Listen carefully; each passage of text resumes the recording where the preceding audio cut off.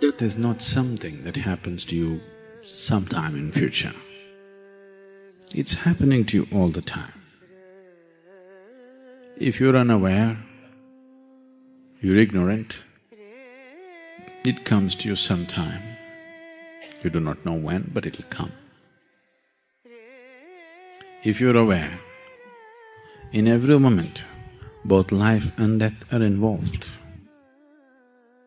If you as much as breathe little more consciously, you will notice with every inhalation there is life, with every exhalation there is death. If you're not getting the point, just do the next inhalation and do not… next exhalation and do not take the next inhalation, you will get the point.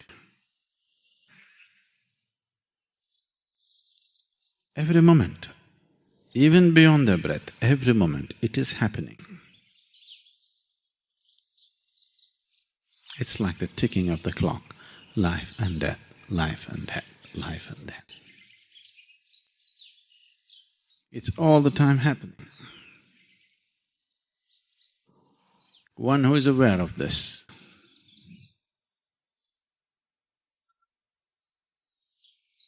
will naturally become aware there is no such thing as life and death. Life is death and death is life. They are not different. It is only a question of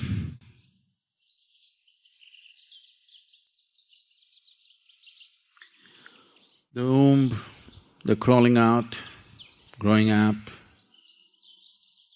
taking the loan from the planet and putting it back. But it's just life or it's just death. We need not have invented two words for this. It's just one thing. We can call it the life.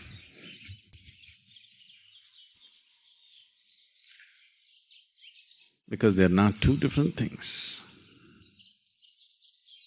It is out of a very gross sense of unawareness about the life process.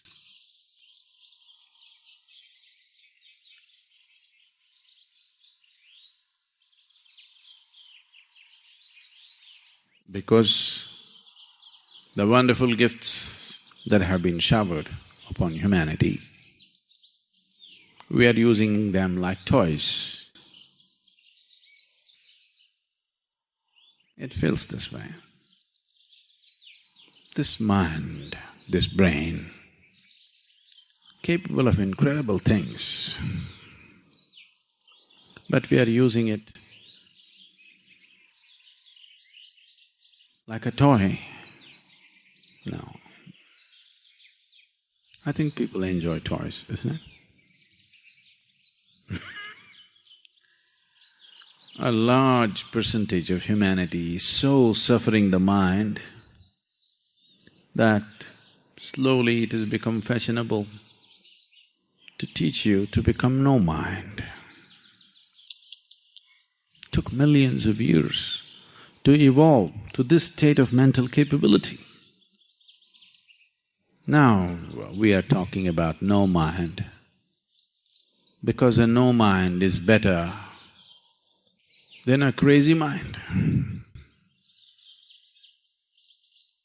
But a conscious mind is a fabulous thing. Why would anybody want to give this up? Because they do not know how to handle it. If you knew how to handle it, if you knew how to handle it, you wouldn't want to get rid of this.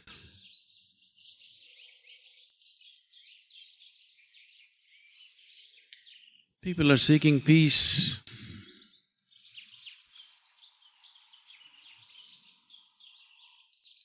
I don't know, if you walk straight on this pathway through the school and beyond, there we have some very peaceful creatures. Did you see them? You didn't see the ashram cows? Please go, you must see them. They are really peaceful, especially at this time of the day. They're mulching what they ate through the day and very peaceful. More peaceful than a lot of saints. Just a full stomach, so much peace. Just grass. So this is all you have to do.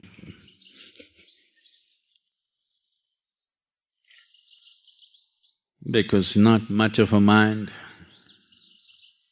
Even to create turmoil, you need a mind. It's certain capability. So,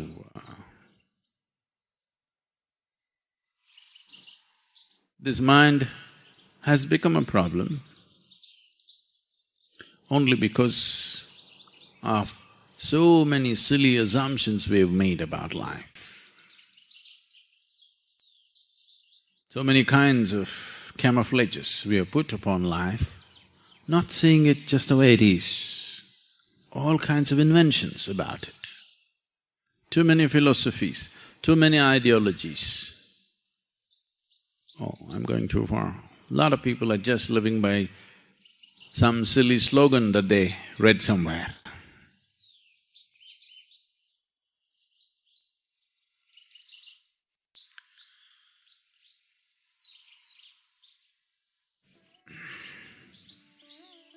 This happened in an African village.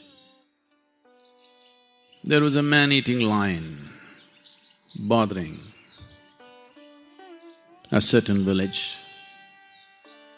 grabbing men, women and children off and on and making breakfast of them or dinner. So they did not know how to deal with this lion because it was a very ferocious animal. So they called the big-time celebrated hunter from Zimbabwe. His name was Coromandel Smythe. Coromandel Smythe is a big man, carried a big gun, and is a big game hunter. Big on all things. So they invited him for a great big fee. He came. He walked around the village for 3 days. The lion didn't turn up. He had other contracts. So he said, my time, precious time is going away. So let me do one thing. Bring one of your cows here. They brought a cow. With one slash of his hunting knife, big hunting knife, slashed the animal's throat and then skinned the animal, took the hide, fresh hide, and put it over his body as camouflage, hid his gun in this hide and went and started pretending like he's grazing up on the field. So the villagers were really impressed with this and they were waiting that he'll get the lion today.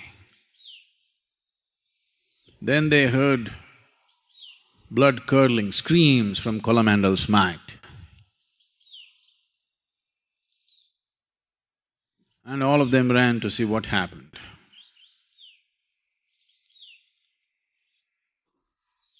And they found a strange situation, that the bull was upon him. He started screaming, "You idiots! Why did you let the bull loose? So, you don't know which way it'll get you." Death is like this.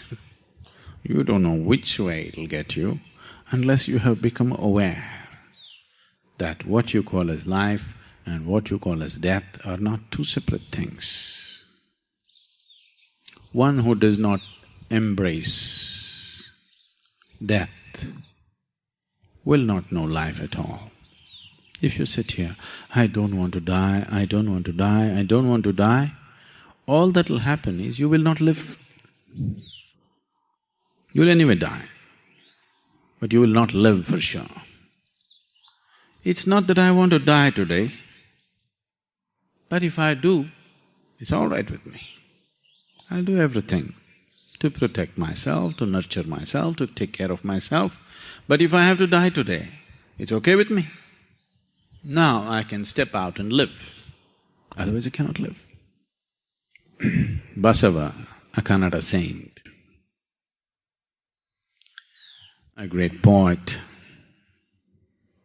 a fabulous devotee, a very beautiful devotee, a sage and a mystic, wrote hundreds of poems, but constantly he treaded many things he wrote about death, a lot of things about life, but many things about death.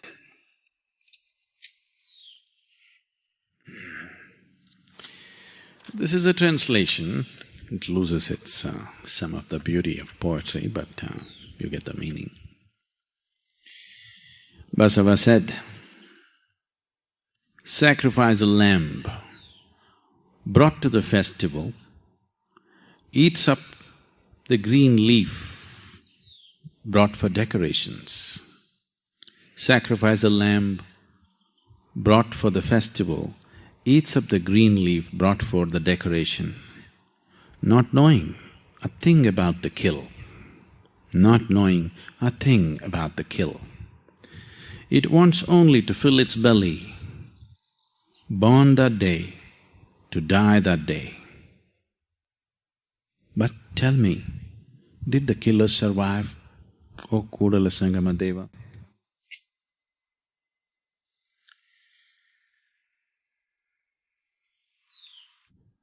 It is just that for the ignorant, death comes.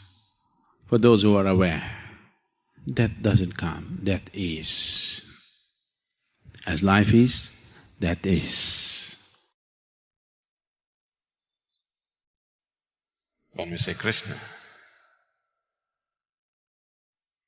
the essence of who he is an irrepressible child, a terrible prankster, an enchanting flute player, a graceful dancer, an irresistible lover, a truly valiant warrior, a ruthless vanquisher of his foes, a man who left a broken heart in every home, an astute statesman and kingmaker, a thorough gentleman, a yogi of the highest order, and the most colorful incarnation. Krishna is seen and perceived and understood and experienced in many different ways by different people.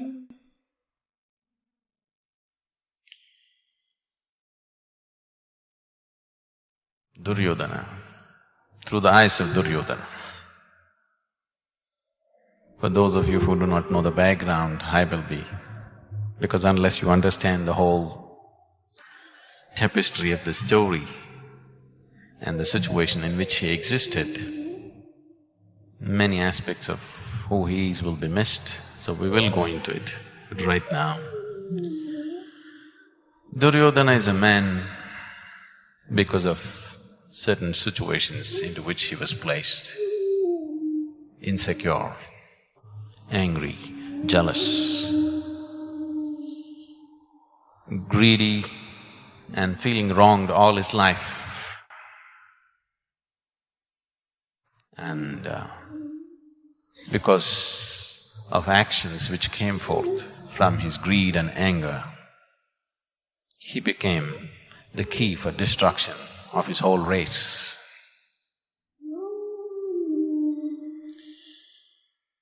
In Duryodhana's words,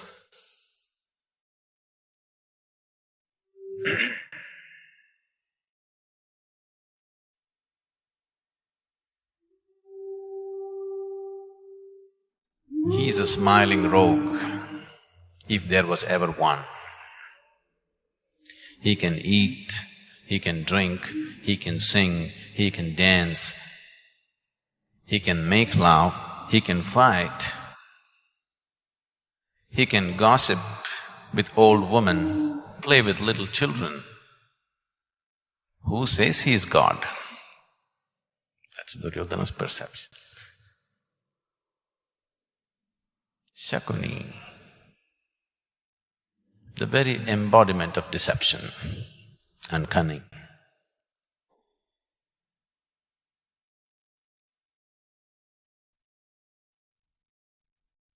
Shakuni says, let us suppose he is God. So what? What can a God do? God can only please those devotees who please him. Let him be God. I don't like him. And when you don't like somebody, you must praise them. That's deceit.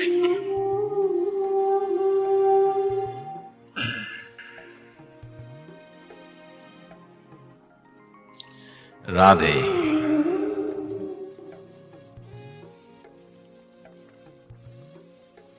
his childhood lover, a milkmaid, a simple woman of the village.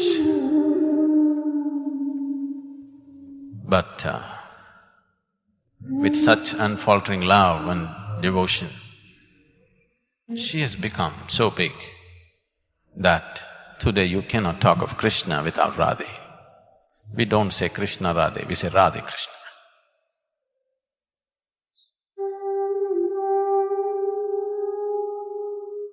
She has become a simple village woman. She has become as significant as Krishna or little more significant than him.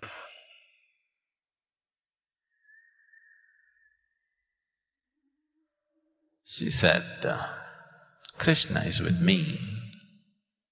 He is always with me. Wherever he is, whoever he is with, he's still with me. It's her perception. Vainteya, a youth who was the Garuda chief's eldest son, living on the mountains of Gomantak. A sprightly youth, because of a certain ailment, became totally crippled. This crippled youth, after he met Krishna, Krishna made him walk. So Vainteya said, he is God, he is God, he is God.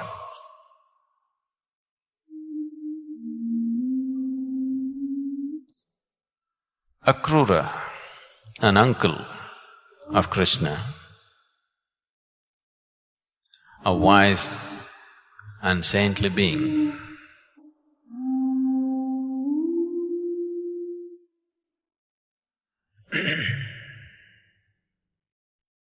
expressed his perception of Krishna this way.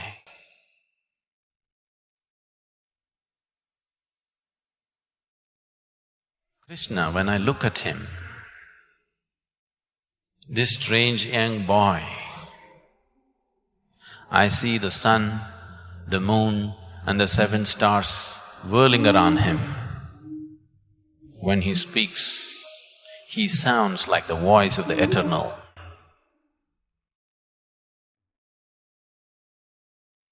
He's the hope. If there is hope in this world, he's the hope. Shikandin, a tortured human being, because of a certain situation within himself, right from his child. This is an absolutely tortured soul. So Shikandin said, Krishna never gave me any hope. But when he is there, the breeze of hope touches everybody.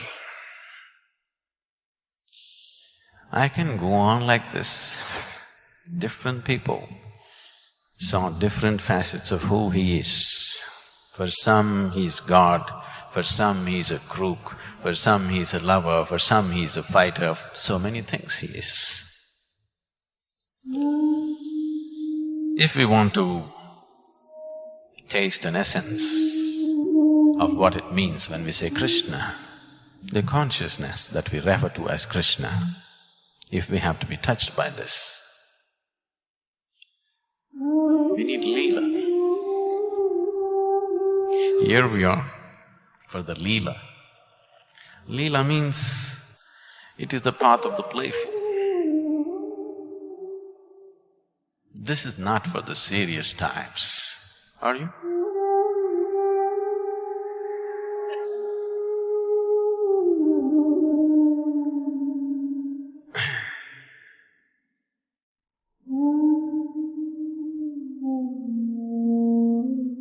Because when I say playfulness,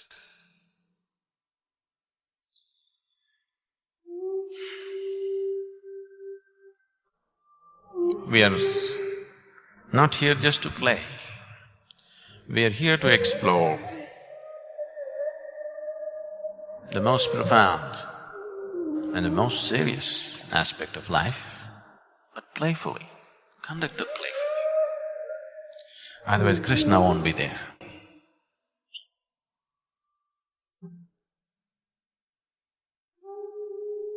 The reason why the most profound dimensions of life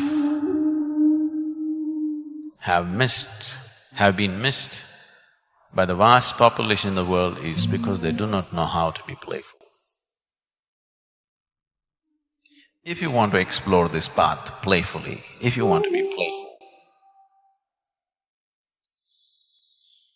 you need a heart full of love, a joyful mind, and a vibrant body. Otherwise, there's no leader.